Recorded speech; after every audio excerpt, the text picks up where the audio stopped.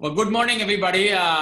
Today, our topic of discussion is vascular catastrophes from the front line in New York. And it's my great pleasure and honor to have my close friend, Dr. Nilesh Balar, vascular surgeon from Bronx, New York, to join us today. And along with that, Dr. Brian Cluck from Allentown, another endovascular specialist. As you all know, there's been a significant discussion about cardiac manifestations in COVID-19. We just heard from our Chinese colleagues this morning about high levels of cardiac enzymes and myocarditis and cardiac dysfunctions in patients with COVID-19. However, we have not really have heard so much about vascular catastrophes.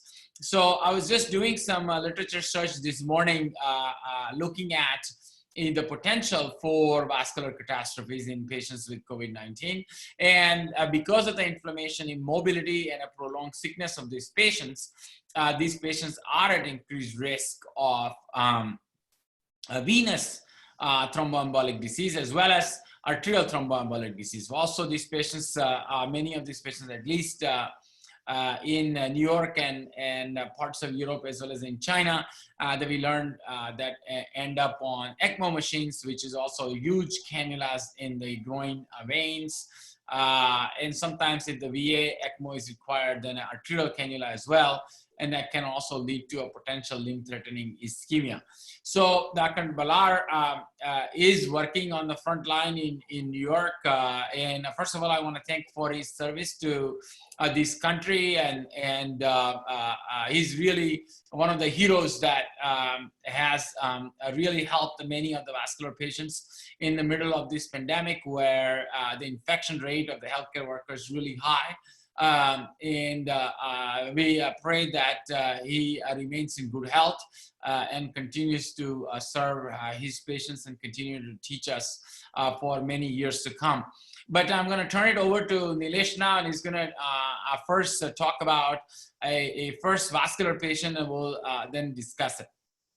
Raj, thank you for doing this. And in New York, especially in the Bronx, most of our hospitals are 95% to 99% only COVID patients. And that's something that has not been out in the news. They always say the curve is flattening, the cases are going down.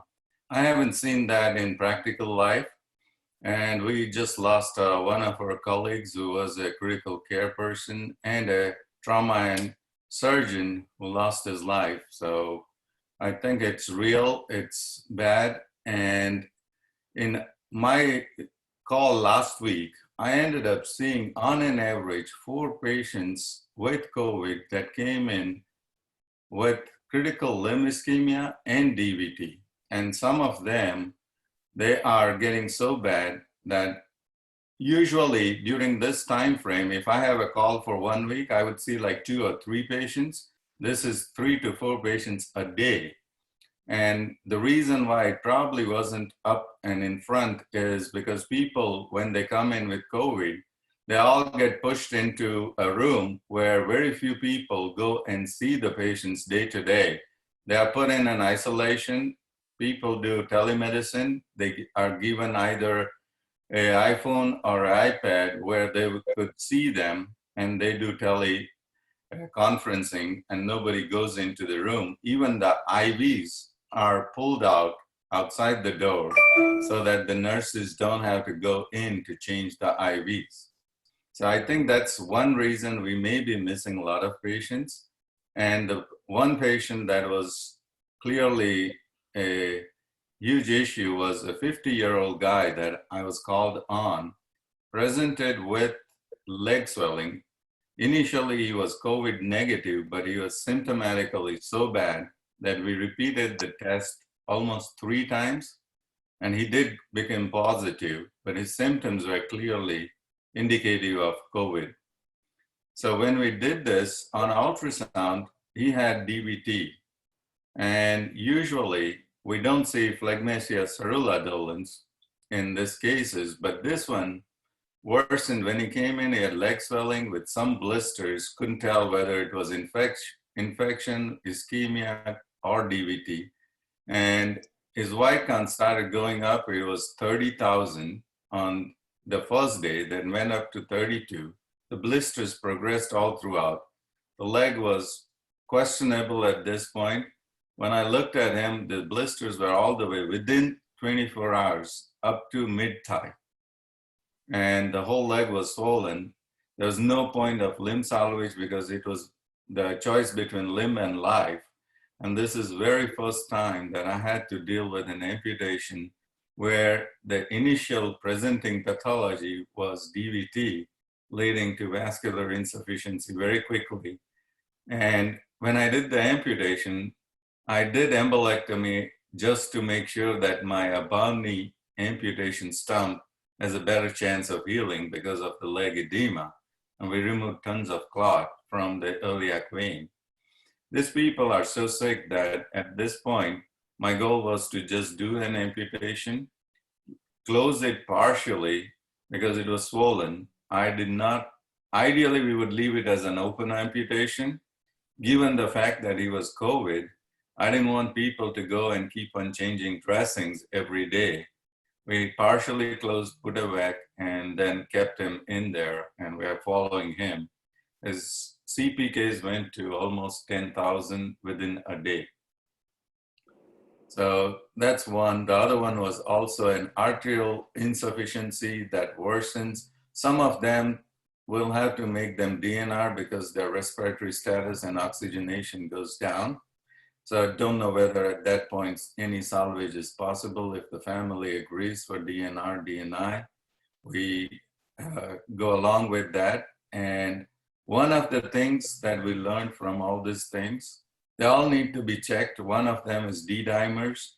We all need to put them on anticoagulation because they are at higher risk of coagulation, especially the patients with PAD.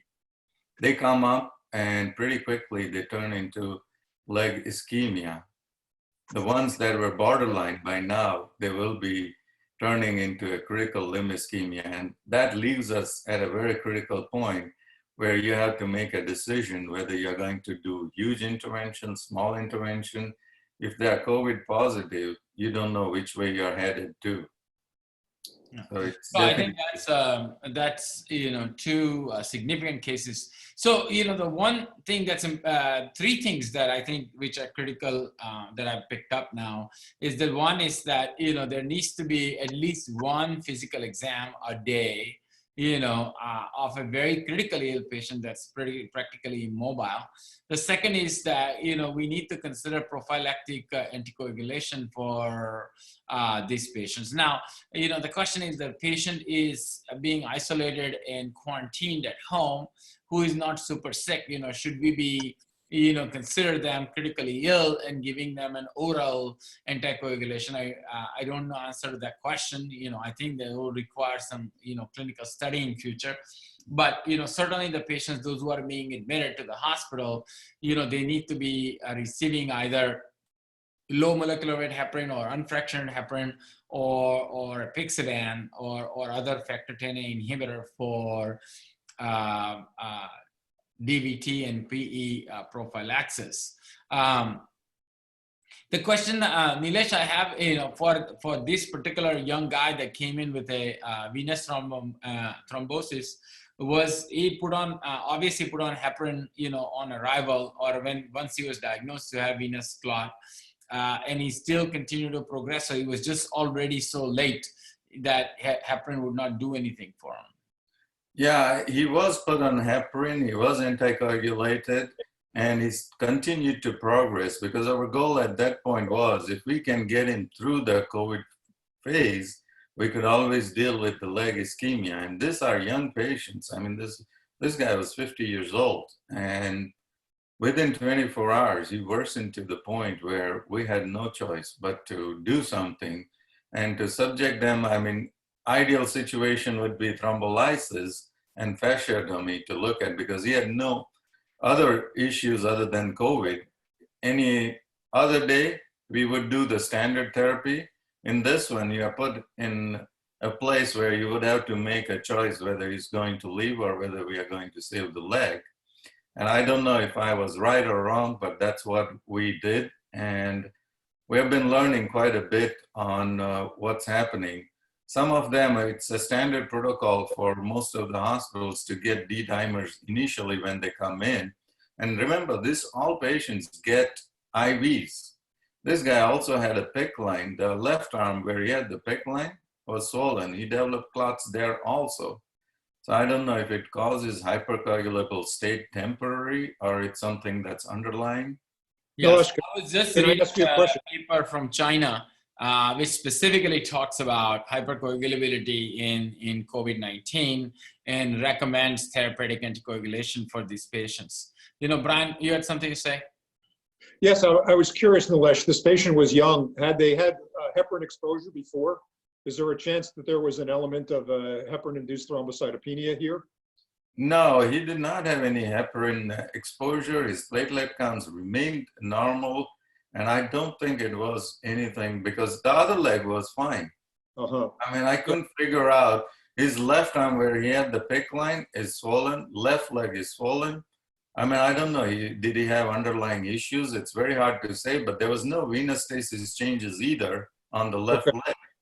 And I think, in support, I can think of nothing that you could have done that would have been any different. The question, I guess, really comes in, what if you had seen him earlier in his course? What therapeutic strategies would you do short of that earlier in the stage? Would you do thrombectomy? Would you use an ECOS catheter? Certainly, in the face of a disease like this, you certainly couldn't stent and safely expect a stent to stay open in that area, or at least I would have concerns about that. Yeah, I think ECOS would have been an ideal treatment, which is what we would have done, and did it over a period of sometimes, since it's an acute clot, we would be able to get the results right there and then, probably leave him in the OR. Because the problem with all those COVID patients is you can't keep on bringing them back and forth. Right. Personal protective equipments are short supply. Trying to transport a patient from one place to another leads to a lot of exposure to all the people. And the ORs are not functioning to its ultimate limit. I mean, we have very limited OR staffing, very limited OR availability, and people are just, this patient was in the ER for almost 5 days intubated. Oh my goodness. There's no place for them to go. There's no place to monitor. So whatever we do, the goal is to have one procedure, get it done, and it has to be definitive procedure that does not necessitate bringing him several times. That's the reason why I didn't even think of any salvage possibility, because if I do fasciectomies, thrombectomies, and reperfusion would have caused him to come to OR, and dressing changes would have led so many people to be exposed. Right, I agree. You know, one of the interesting thing about this is that, you know, we have heard about cases of pulmonary embolism in China, but I've not, heard that many. I think that this phlegmasia cerula dolens probably the first, phlegmasia cerula dolens reported case with COVID-19 in the literature. The other patient who came in with an arterial thrombosis, Nilesh, is that patient had an underlying PAD, or there was the first time the patient was diagnosed?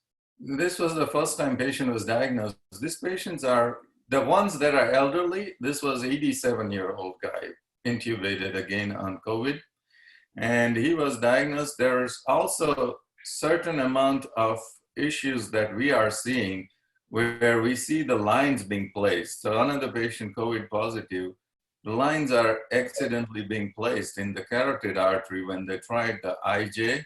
Oh my. He ended up having stroke, but they could not recognize the catheter placement in the wrong side for almost 5 days. I think this tells me that the physician staff is overwhelmed, and they're utilizing, our trainees and whoever is available to Yeah. take care of the patient, right? So clearly, if we ask you to put in a central line, it's not going to end up in a carotid artery. Yeah. So it's the level of experience is less. But in a desperate situation, I guess it's better than nothing. But what did you do for a line in the carotid artery? Did you put an ampicillin or did you do an open repair? This one, we had to do an open repair. And as you could see, 5 days later, there was clot hanging out all the way down. So we had to extract the clot. He still had a stroke. And I think this has forced so many of the people that were not ready. There are now third-year residents, second year, because the staff is so overworked that whoever is on call, they don't have a backup for a backup. There's ultrasounds are used, but you can get lines. I get almost about 4 or 5 calls regarding misplaced lines, just because I think the experience is limited, and people on the front line, because they're like, whole ER is filled with these patients, there's not enough people to go around and do all the stuff that needs to be done. Right. So it's a sad situation, but it's reality here. I think this is very important that you're sharing this. We stand probably about 10 days behind you in terms of when we achieve our peak. And while we're not to the level of utilizing the personnel at where you are, we will be.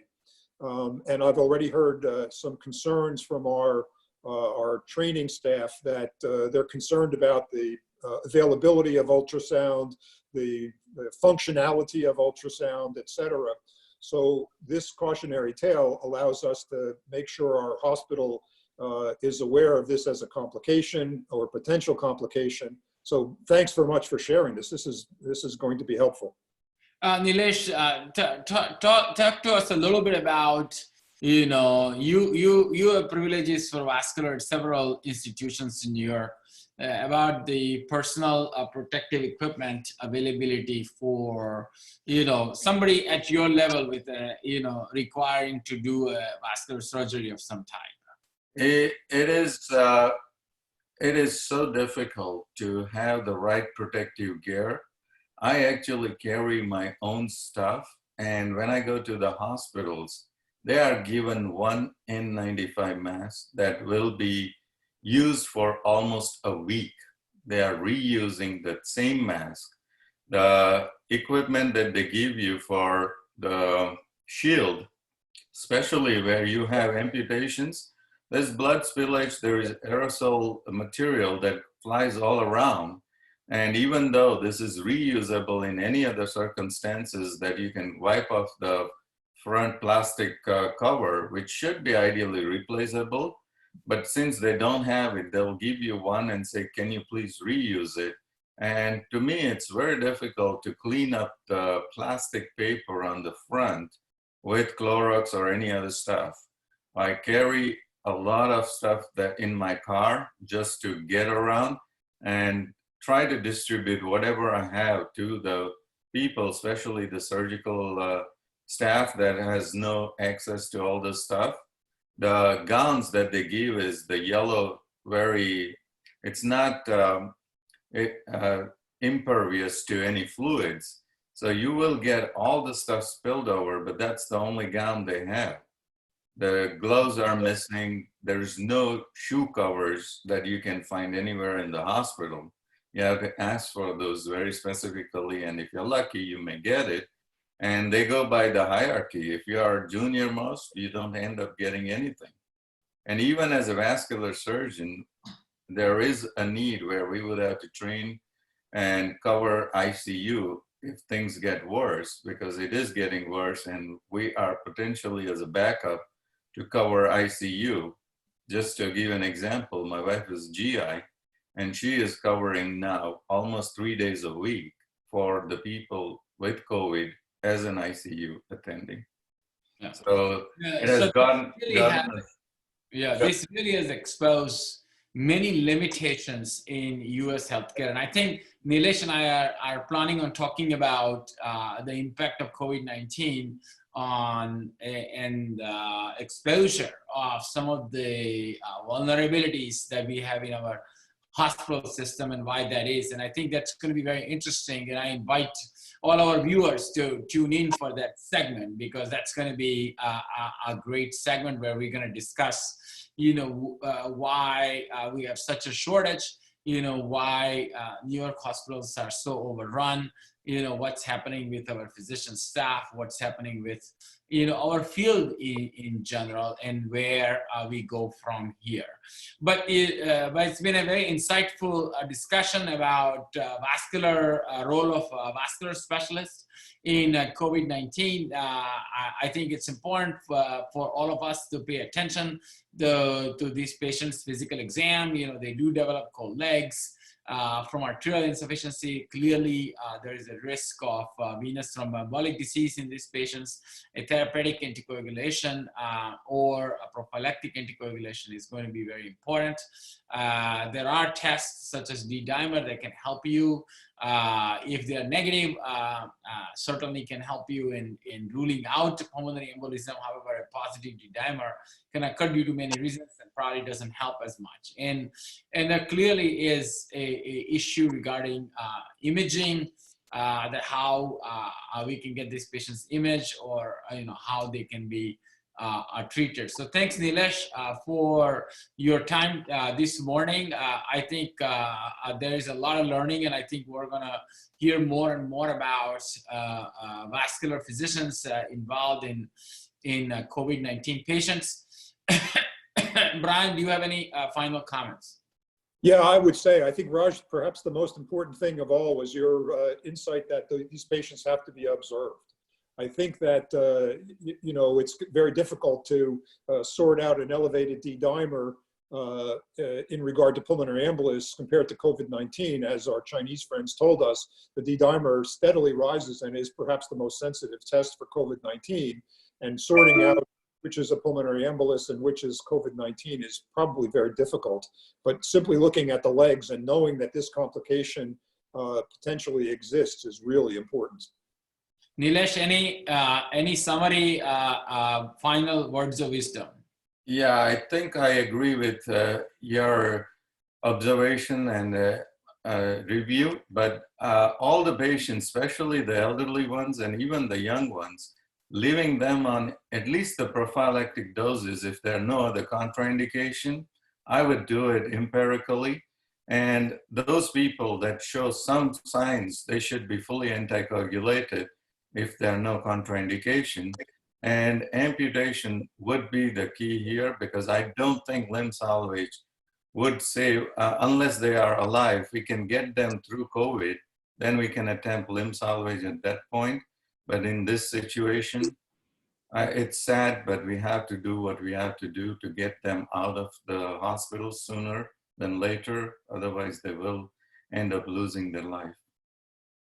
Well, thank you very much, everyone, and have a wonderful rest of the day. Thank you, Raj. Thank you, Brian. Thank you. Okay.